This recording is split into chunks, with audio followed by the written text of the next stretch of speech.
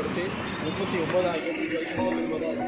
அதனால் என்ன ஆகுதுன்னா கிராமப்புற அடித்தட்டு இருக்கக்கூடிய மாணவிகள் வந்து அவங்க தேர்வு எழுதுறதுக்கான அந்த விழிப்புணர்வு இல்லாத காரணத்தினால அவங்க வயதை கடந்து கூட நிற்கிறாங்க. இன்டர்வியூ பண்ணி கையில் வந்து ஆர்வம் லெட்டர் கொடுத்துட்றாங்க.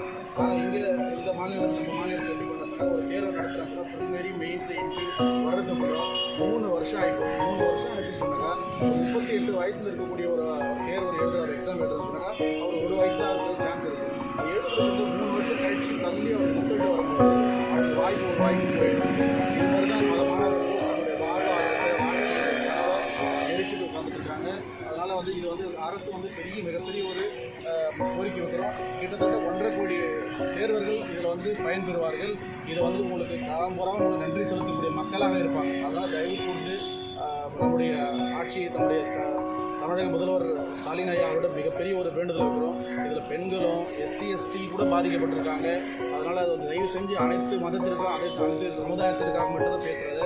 SC ST OBC general category எல்லாருக்குமே பார்த்தீங்கன்னா இது பாதிக்கப்படக்கூடிய ஒரு விஷயமா இருக்குது. ஐயா அவர்கள் இது மேலே வந்து கவனம் செலுத்தி 49 வயது வரைக்கும் உள்ளவர்களுக்கு சான்ஸ் கொடுத்து இந்த எக்ஸாம் எழுதுகிற ஒரு சான்ஸ் ஒரு வாய்ப்பு கொடுத்தீங்கன்னா நிச்சயமாக வாழ்நாள் பூரா உங்களுக்கு நன்றி கடன் பண்ணியிருப்பாங்க.